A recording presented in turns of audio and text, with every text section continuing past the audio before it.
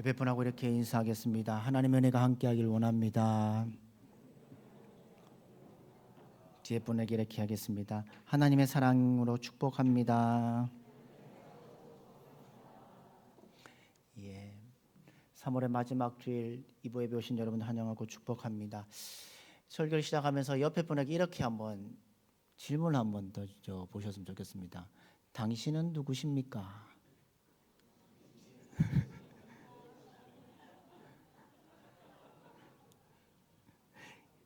이 질문에 무엇이라고 여러분 대답하실 수 있으십니까? 대부분 사람들이요, 자기 이름 또는 우리가 가지고 있는 직분을 말합니다. 제가 새가족 교육을 할 때요, 6가 가운데 첫 번째 가에 이런 질문을 두 가지를 합니다. 뭐냐면 하나는 나는 나를 누구라고 생각하냐, 또 하나는 다른 사람은 나를 누구 혹은 어떤 사람이라고 부르나요? 라는 질문의 두 가지입니다. 여러분, 첫 번째 질문의 답은 대부분 이렇습니다. 뭐라고 말하냐면 누구의 아빠, 누구의 엄마가 대부분입니다. 두 번째 질문에 대해서도 대부분 이렇게 말합니다. 뭐뭐의 남편, 뭐뭐의 부인, 뭐뭐의 아빠, 뭐뭐의 엄마라고 불려지고 있습니다. 여러분, 예수님은 누구십니까? 라는 이 질문은 우리가 예수님 믿기 이전부터 계속해서 질문하며 살아가는 모습들입니다. 그뿐만 아니라 우리가 그분을 믿으면서도 끊임없이 반복하는 질문이 예수님은 누구십니까? 라는 질문입니다. 2000년 전 당신은 누구십니까? 2000년 갈릴리에서 제자들을 복음을 전하고 있습니다. 그때 많은 사람들이 예수님에 대해서 누군지 고민합니다. 그런데 그 예수님에 대해서 나름대로 평가를 합니다. 그런데 그 평가는 양극화처럼 다르게 대답을 합니다. 예수님에게는 각양각색의 칭호가 여러 가지 붙여져 있습니다. 뭐라고 되어 있냐면 당신은 미친 사람입니다. 이건 예수님의 친척들이 얘기합니다. 또 먹기를 탐하고 음료를 마시는데 즐기는 자다라고 한 것은 그 당시에 예수님을 비난했던 적대자들이 했던 말입니다. 또 이런 말을 하죠. 당신은 로마의 평화, 팍스 로마를 방해하는 정치 선동가입니다 라고 하면서 그 당시에 정치 권력자들에게 불려지는 이 칭호이기도 합니다. 또 하나는요, 당신은 하나님을 모욕하는 신성 모독가입니다 라고 그 당시에 바리새인과 율법학자들이 예수님을 비난했던 말입니다. 이와 반대로 예수님을 다르게 부르는 말이 있지요. 세상 죄를 지우고 가는 하나님의 어린 양을 보라. 예수님께 세례를 베풀었던 세례 요한의 예수님을 부르는 이름이었습니다. 또요, 예수님은 자기 세상을 구원할 메시아입니다 라고 따랐던 제자들의 말이었습니다. 또 예수님이 십자가에 죽으실 때에 성소의 휘장이 위에서 아래로 갈라졌을 때에 백부장의 말을 기억하십니까?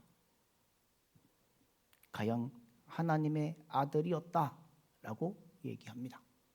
그리고 복음을 반대하고 예수님 믿는 사람들을 핍박하며 다메섹으로 갔던 그 사울 바울이 나중에 예수님을 만난 후에 했던 말은 뭔 줄 아십니까?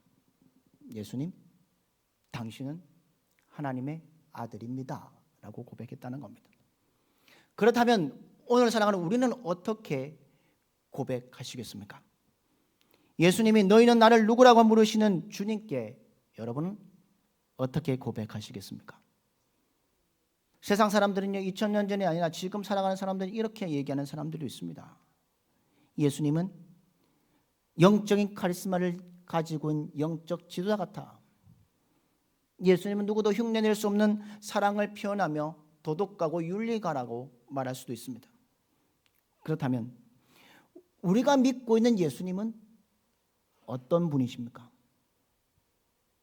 어떤 삶을 사셨습니까? 성경을 잘 보시면요, 예수님은요 에 대해서 외형, 외모에 대해서 기록되어 있지 않습니다. 예수님의 피부의 색깔이 어떻는지 기록되어 있지 않습니다. 예수님의 눈동자 색깔이 어떤지 기록되어 있지 않습니다. 예수님의 키가 얼마인지, 예수님의 체격이 어땠는지 기록되어 있지 않는 것이 바로 복음서입니다. 그러면서 예수님은 스스로도 나는 누구라고 말하지 아니하고 오히려 그 당시에 사람들과 제자들에게 이렇게 물으신 겁니다. 너희가 나를 경험하면서 내가 누구인지 알아보라. 내가 누구인지 면밀히 조사해보라. 너희가 나를 파악하고 경험해보라. 그러면 내가 누구인지 너희들은 알 것이다 라고 말씀하고 있습니다. 사랑하는 성도 여러분, 나에게 예수님은 누구십니까? 오늘도 우리가 이 질문을 끊임없이 통해서 우리의 신앙을 돌아보아야 합니다. 그분이 내게 어떤 존재로 오셨는지, 그분이 그것을 어떻게 하셨기에 우리에게 살아가는지, 그것을 돌아보는 것이 우리의 신앙의 내용이라는 겁니다. 세상에는 역사적으로 위대한 인물들이 있습니다. 4대 성인이라고 말할 수 있는 공자와 석가모니, 소크라테스 같은 위대한 스승이 있습니다. 그들은 세상을 아름답게 만들기 위한 스승으로 뛰어난 사람들입니다. 그렇다면 예수님을 어떻게 정의하시겠습니까? 그분도 위대한 스승이면 틀림이 없습니다.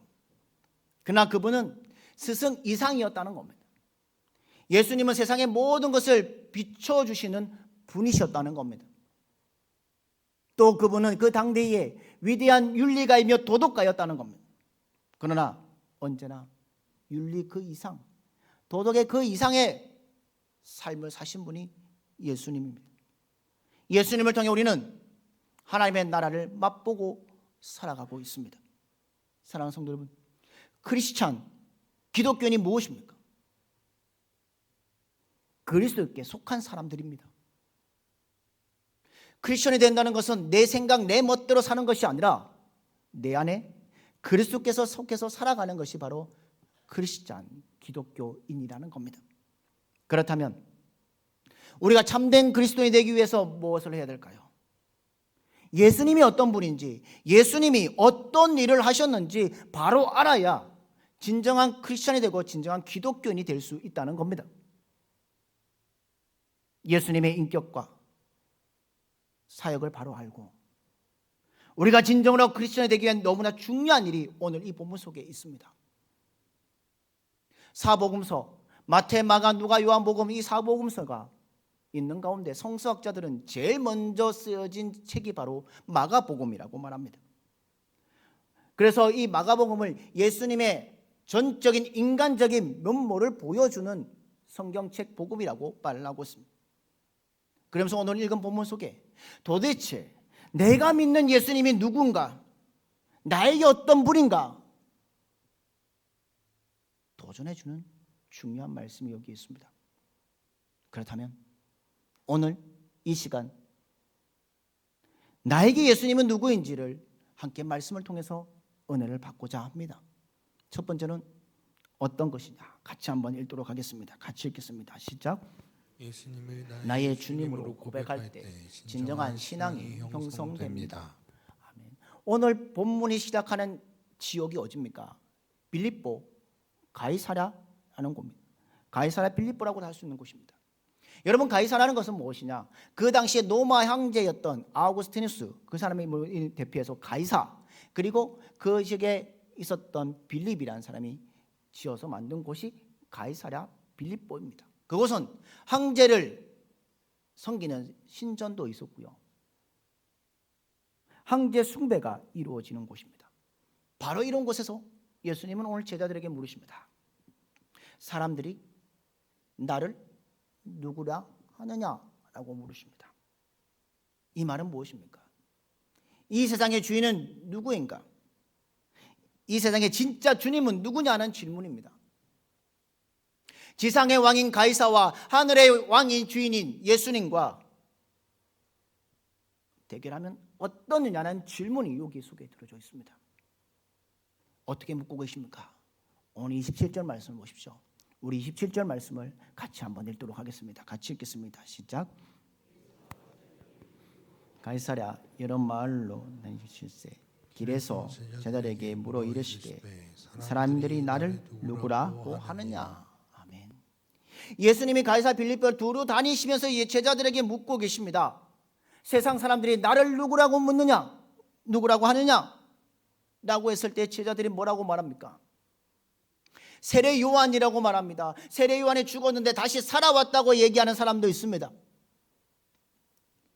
갈멜산 꼭대기에서 바울과 아스라 850명과 싸워서 승리했던 엘리야라고 하는 사람도 있습니다.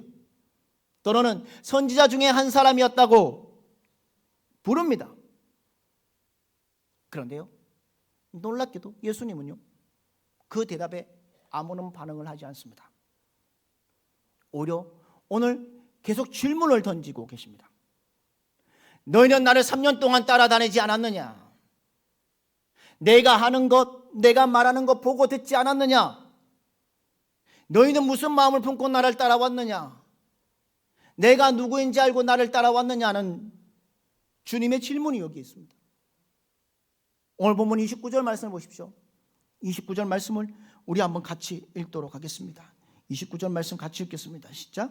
또 물으시되 너희는 나를 누구라 하느냐? 베드로가 대답하여 이르되 주는 그리스도시니이다. 아멘. 여러분, 27절과 29절은 다른 질문입니다. 27절은 너희 사람들은 나를 누구라고 했지만, 이 29절에는 너희는 나를 누구라는 겁니다. 3인칭의 질문에서 2인칭의 질문으로 바뀌고 있는 질문입니다. 이건 물건과의 관계가 아니라 인격적인 관계에 대한 질문입니다. 우리가 잘 아는 오스트리아 출신의 유대교 철학자이고 유대인 히브리 고전학자의 손자였던 마틴 부버가 있습니다. 그 부버의 책 가운데 이런 것이 있습니다. 나와 너의 관계라는 책이 있습니다. 물질을 뛰어넘어서 인격적으로 대화적으로 관계를 이야기한다는 겁니다. 바로 이 질문을 오늘 예수님의 제자들에게 던지고 계십니다. 세상 사람들은 그렇게 대답하는데 너희들은 나를 누구라고 말하느냐? 라고 질문하고 있습니다.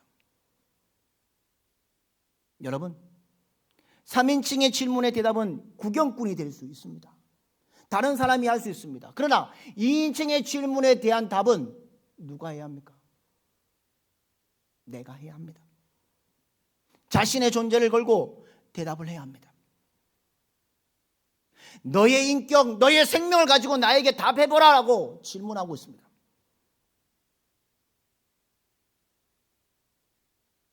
내게 모든 것을 내놓을 수 있느냐? 나에게 다 쏟아부을 수 있느냐라는 질문입니다.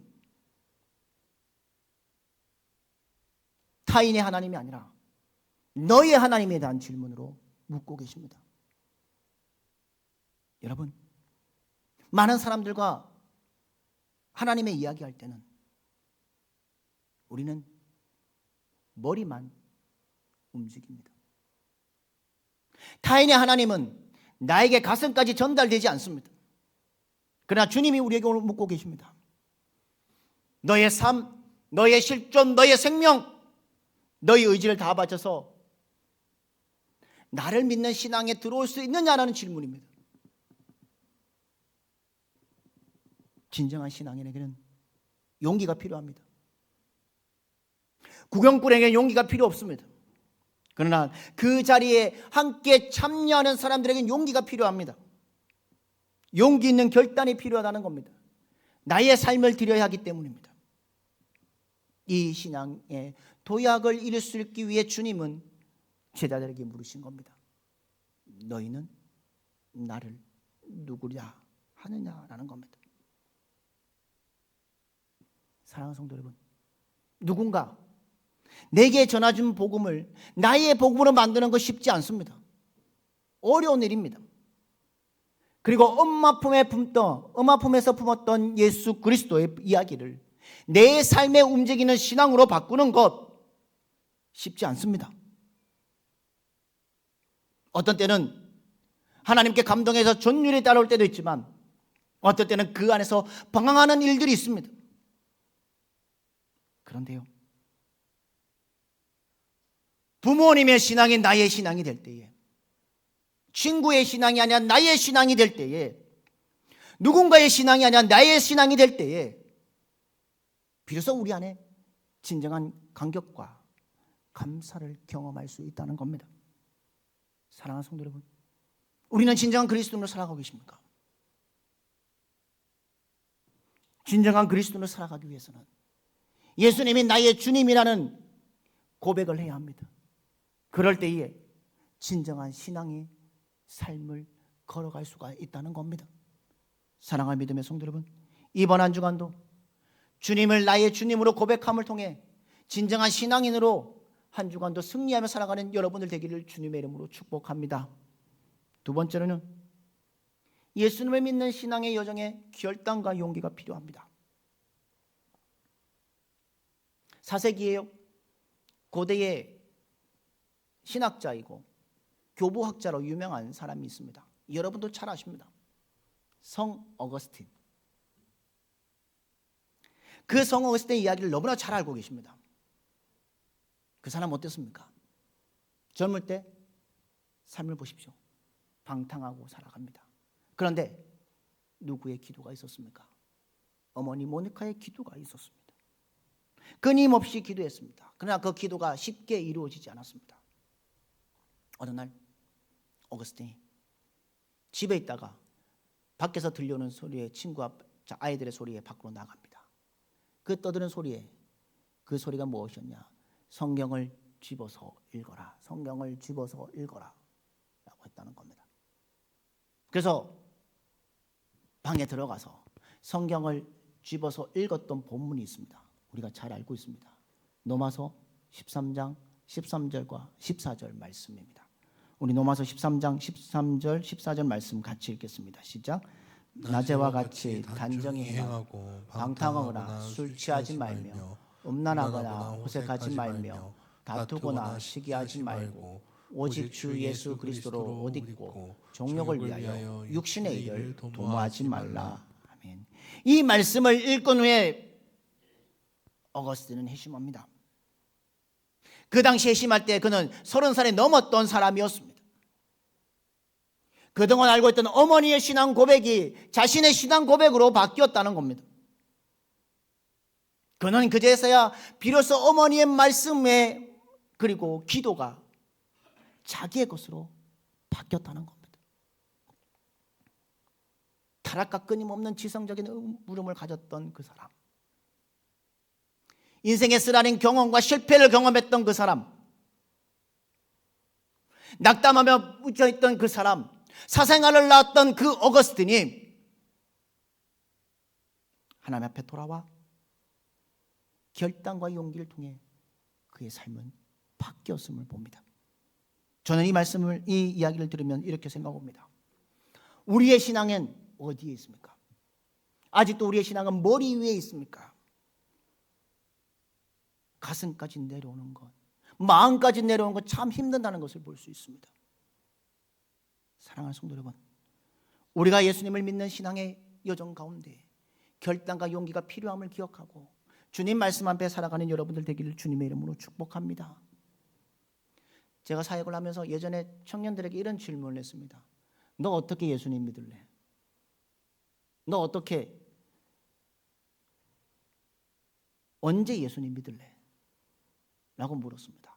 그런데 한 청년이요, 어거스틴에 대해서 잘 아는 청년, 목사님 믿기는 한데요 어거스틴처럼 믿겠습니다 라고 했다는 겁니다. 그 말은 무엇일까요? 젊을 때는 좀 놀고 방황하다가 예수님 부르시면 어거스틴을 회심하면 되지 않겠습니까? 라는 답이었습니다. 그때 제가 대답한 말이 있습니다. 얘야, 어거스틴이 아무나 되는 줄 아느냐? 젊을 때 방탕한 길을 걷다가 감옥에 간 사람도 너무 수두룩하다. 내가 깨닫기로는 하나님이 이미 우리에게 수고하고 무거운 짐진 자들 다 오라고 초청하고 계신다. 바로 지금 결단하면 나아가는 것이다. 이미 예수님이 우리를 초청해 주셨다. 그 사랑의 초청에 응답하면 나아가는 게 믿음이다 라고 했다는 겁니다. 사랑하는 성도 여러분, 우리는 어떤 믿음을 가지고 계십니까? 오늘 본문 속에 예수님은 너희는 나를 누구냐고 물었을 때의 제자 중에 가운데 베드로가 대답을 합니다. 베드로가 뭐라고 말합니까? 주님은 그리스도십니다. 헬라 성경과 영어 성경에는 이 주님은 당신으로 되어 있습니다. 당신은 그리스도이십니다. 당신은 메시아이십니다. 단순한 위대한 영웅, 윤리 사상가가 아니라 이 세상을 구원할 하나님의 아들이십니다라는 고백을 하고 있습니다. 예수님도 이 고백을 듣기 원하셨습니다. 그 고백 위에 당신이 이제 받아야 할 고난에 대해서 얘기하십니다.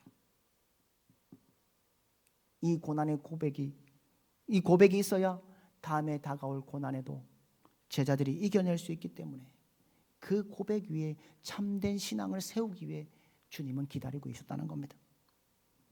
어떤 사람의 저서의 얘기입니다. 믿기로 결심하는 것이 믿음이다. 그 결정이야말로 내가 할 수 있는 일의 전부다. 나는 의심을 품지 않을 것이라고 확신 있게 말하지 못한다. 단 의심을 극복할 수 있도록 도와달라고 간구할 따름이다. 주여 내가 믿나이다. 나의 믿음 없는 것을 도와주소서. 여러분, 여기에 역설적인 단어가 있습니다. 믿게 되면 의심이 없어진다는 것입니까? 여러분, 믿으면 의심이 없어집니까? 아닙니다. 믿어도 의심이 있습니다. 의심하면서 믿을 수밖에 없습니다. 그런데 무엇이 다르냐? 의심이 더 크면 의심 있는 사람이 되고요, 의심보다 믿음이 좀 더 크면 믿음의 사람이 된다는 겁니다. 그게 바로 믿음의 길이라는 겁니다. 학자 가운데 이런 말을 했습니다. 만일 당신이 하나님을 너무 쉽게 발견한다면 아마도 그 하나님은 가짜 하나님이실 겁니다. 당신이 찾던 하나님이 아닐 겁니다 라고 얘기합니다. 여러분, 내가 찾는 하나님을 너무 쉽게 찾으면 진짜 하나님이 아니라 가짜 하나님입니다. 그러면서 그가 이렇게 얘기합니다. 우리가 얼마나 겸손과 불복종과 사랑으로 하나님께 완전히 자신을 드리는 길에 가에 비례해서 그분을 알게 될 것이다. 그분은 본 다음에 행동하는 것이다. 아니다. 먼저 행동하라. 그러면 하나님이 보이기 시작할 것이다. 하나님을 믿기도 전에 그분을 분명하게 보려고 기다릴 자들의 믿음의 여정을 시작조차 못하는 이유가 바로 거기에 있다. 여러분, 저와 여러분은 믿음의 여정을 시작하고 있습니다. 믿음의 삶을 살아가고 있습니다. 그런데 이런 사람이 있습니다. 하나님을 볼 때까지 이 자리에 꼼짝하지 않겠습니다 라고 한다면 믿음의 발자국은 한 발자국도 내디딜 수 없습니다. 우리는 믿음의 여정의 길을 걸어가기 위해 용기가 필요하고 결단이 필요하다는 겁니다. 이번 한 주간도 여러분의 믿음의 여정, 신앙의 여정 위에 여러분의 발을 내딛기를 원합니다. 결단하기를 원합니다. 주님과 동행하는 길이 되길 원합니다. 그리의 믿음의 여정에서 축복받는 믿음의 성도들 되시기를 주님의 이름으로 축복합니다. 또 하나는요, 예수님을 나의 주님으로 고백하면 플러스의 삶을 삽니다. 우리는 의심하면서 믿습니다. 그러나 믿음이 의심을 아우르면 우리는 승리할 수 있습니다. 더 큰 믿음을 향해 나아갑니다. 그 중에 누가 있기 때문이에요? 하나님이 계시기 때문입니다. 그리스도가 있기 때문입니다. 우리가 의심에 부딪혀서 더 나아가면 믿음이 되는 겁니다. 당신이 진리면 나아가겠습니다. 당신이 정말 구원자이면 나아가겠습니다. 당신이 참된 하나님의 아들이면 나아가겠습니다. 그러나 당신이 하나님의 아들 진리가 아니면 언제든지 포기하겠습니다. 이게 담대히 결단하고 나아가는 겁니다. 사랑하는 성도 여러분, 우리가 인생을 살아오면서 신앙 가운데 뭘 하셨습니까? 신앙에는 결단, 용기가 필요합니다. 우리는 이렇게 선언하면 나갑니다. 성경 속에 있는 말씀들로 이렇게 선언합니다. 아브라함의 하나님, 이삭의 하나님, 야곱의 하나님, 이스라엘의 하나님, 그리고 여러분의 부모님들의 하나님 얘기합니다. 그 고백만으로 끝나면 안 됩니다. 그 뒤에 어떤 고백이 필요할까요? 나의 하나님이 필요하다는 겁니다. 우리 신앙의 선배들이 가졌던 믿음을 나의 믿음으로, 우리 신앙의 선배들이 가졌던 만났던 하나님을 나의 하나님으로 받아들이고 경험해야 합니다. 그럴 때 우리의 믿음이 성장하고 우리는 성숙한 그리스도인으로 살아갈 수 있습니다. 사랑하는 믿음의 성도 여러분, 세상 사람들의 하나님이 아니라, 성경에 나오는 하나님이 아니라 나의 하나님으로 날마다 고백하며 살아가는 여러분들 되기를 주님의 이름으로 축복합니다. 부끄럽지만 저도 저의 신앙의 여정에도 이런 과정이 있었습니다. 모태신앙이었고요. 아버지 어머니는 장로님 권사님이셨는데도 불구하고 신학대학교 1학년 때요, 1학기 마친 여름방학 때요, 청년부 여름 수련회도 가지 않았습니다. 가지 않고 그 안에 제가 고민이 있었습니다. 나에게 믿음이 있느냐, 나에게 정말 소명이 있느냐 고민을 했습니다. 그래서 부모님에게 시간을 주십시오. 수련회 가지 않겠지만 저 혼자 기도원에 가서 기도하겠습니다. 거기서 믿음과 소명을 찾게 해달라고 가겠습니다. 그리고 하나님께 매달렸습니다. 그때 보네포 목사님의 글이 생각났습니다. 믿으면 행동하는 것이다. 그러나 믿음이 안 생기면 반대로 해보라. 행동하면 믿게 되는 것이다. 그때부터 제 신앙의 행동인 기도를 하기 시작했습니다. 그 전에 쉽게 했던 기도가 아니라 하나님을 만난 뜨거운 신앙의 기도를 시작했습니다. 그리고 말씀을 그렇게 많이 읽었지만 그때부터 더 뚜렷하게 말씀을 읽어갔습니다. 예수님을 다 알지 못했지만 예수님을 증거할 마음이 들었고 그때부터 제 안에 뜨거운 믿음이 생겨났습니다. 그러면서 계속 주님께 이렇게 물었습니다. 예수님, 당신이 진리이십니까? 정말로 예수님 당신이 생명이십니까? 당신에게 모든 것을 드려도 아깝지 않은 분이십니까? 그러면 가겠습니다. 그렇지 않으면 모든 것 다 끊어버리겠습니다. 그렇게 질문하고 대답하고 기도했을 때에 주님께서는 나에게, 저에게 믿음과 사명의 길을 열어주셨습니다. 그리고 예수님이 내 인생의 가장 소중한 분임을 알게 되었다는 것을 봅니다. 사랑하는 성도 여러분, 우리는 가끔씩 우리의 물음을 해야 합니다. 예수님은 나에게 어떤 분이신지. 필립 얀시는 이런 말을 했습니다. 나는 예수님을 점점 깊이 알아가면서 의심과 고통을 가진 그 순간에도 하나님을 신뢰하는 법을 배울 수 있었습니다 라고 했다는 겁니다. 우리의 믿음과 신뢰는 소중한 겁니다. 예수님을 알면 우리에게 위기와 어려움이 다가올지라도 하나님을 신뢰하면 하늘이 내려주신 평안과 기쁨이 누리며 살아가는 우리의 인생이 될 수 있다는 겁니다.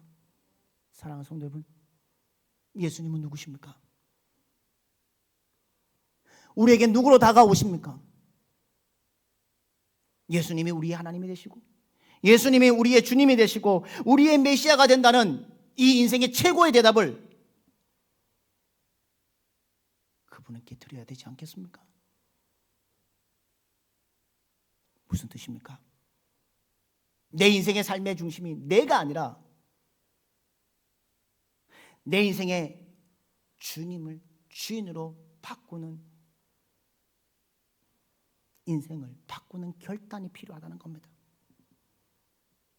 예수님이 내 인생의 주인이시며 하나님이십니다라는 고백이 여러분들 가운데 함께하기를 주님의 이름으로 축복합니다.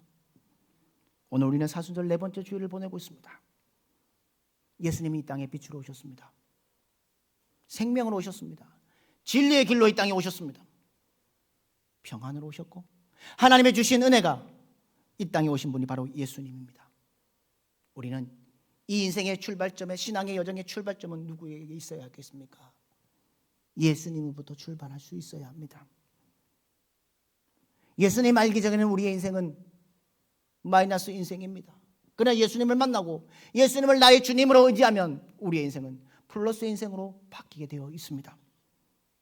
예수 그리스도가 나의 하나님이십니다. 이 고백은 우리 신앙의 결론이 아닙니다. 우리 신앙의 시작점입니다. 출발점입니다.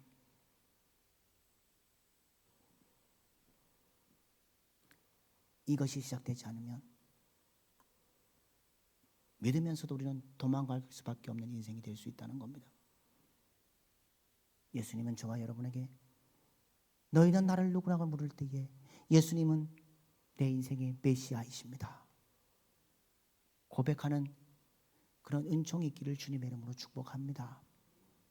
그때 우리의 삶의 자리는 바뀌게 되어 있을 겁니다. 이 놀라운 축복을 경험하면서 예수님을 믿는 기쁨과 감사가 충만한 하나님의 자녀들이 되시기를 주님의 이름으로 축복합니다. 예수님께서 베드로에게 하셨던 그 질문 오늘 우리에게도 하십니다. 예수님의 제자들은 뭐였습니까? 그 질문에 대답을 준비했습니다. 특별히 베드로가 준비했습니다. 베드로는 그 물음에 응답하는 삶을 살았습니다. 예수님에 대해서 제대로 알고 증거했던 사람이 베드로입니다. 베드로는 죽기까지 예수님을 위해 순교를 당했습니다. 그가 살아있을 때는 예수 그리스도의 복음을 향해서 제자들을 믿게 하는 일들을 했던 사람이 바로 베드로입니다. 그리고 우리는 그를 뭐라고 말합니까? 사도, 제자라고 부릅니다. 오늘도 우리의 삶에 찾아오시는 예수님, 그분께 우리는 끊임없이 질문을 해야 합니다. 삼위일성의 타자의 삶의 질문이 아니라 나와 너의, 하나님과 나와의 관계에 대한 질문들을 해야 합니다. 우리에게 찾아오시는 예수님 안에 살고 싶으시다면, 이 땅에 오신 예수님을 나와 동행하기를 원하신다면, 예수님을 만나고 싶으시다면, 예수님을 통해 구원의 의리를 그리고 구원의 역사를 누리고 살아가고 싶으시다면, 우리가 수많은 상황 속에 예수님, 당신은 누구십니까? 그 질문에 우리가 대답할 때에 우리 앞에서 우리의 모든 생애를 이끌어 가시는 주님을 만나게 될 것이고, 우리에게 주어진 가치를 누리며 살아갈 수 있다는 겁니다. 사랑하는 성도 여러분, 저 여러분들도 매일매일 삶 속에 스스로 질문하며 살아가기를 원합니다. 나에게 예수님은 누구십니까? 나에게 정말 주님은 누구십니까? 라는 질문 앞에 주님 앞에서 담대하게 고백했던 베드로의 고백이 대답이 여러분들의 고백이 되기를 원합니다. 여러분의 인생 여정 가운데 주님만이 나의 주님임을 기억하며 인생의 여정을 시작하시고, 우리의 신앙의 여정 가운데 결단하고 용기 있는 삶을 살아가시고, 주님과의 만남을 통해 주님이 나의 메시아이십니다라는 고백을 통해서 우리의 인생이 참된 복된 길, 마이너스 인생이 아니라 플러스 인생들로 살아가는 여러분들의 삶이 되기를 주님의 이름으로 축복합니다.